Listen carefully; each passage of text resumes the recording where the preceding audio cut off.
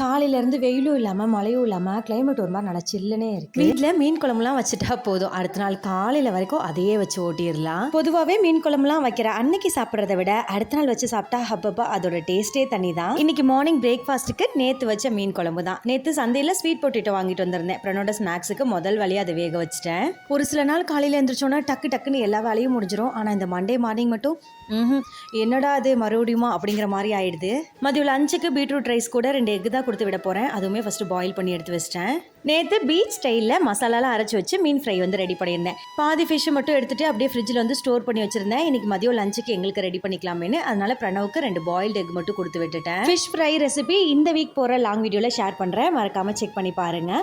Morning பிரேக்ஃபாஸ்ட்டுக்கு தோசையும் நேற்று வச்ச மீன் குழம்பும் அது கூட அப்படியே லஞ்ச் பாக்ஸுமே பேக் பண்ணிட்டேன். எக்கு அப்படியே பாயில் பண்ணி கொடுத்து விட்டால் பசங்க சாப்பிட மாட்டாங்க. அதனால் 2 கட் பண்ணிவிட்டு உப்பு மிளகாத்தூள் போட்டு தோசைக்கெல்லாம் லைட்டாக ஃப்ரை பண்ணி கொடுத்து விட்டுட்டேன்.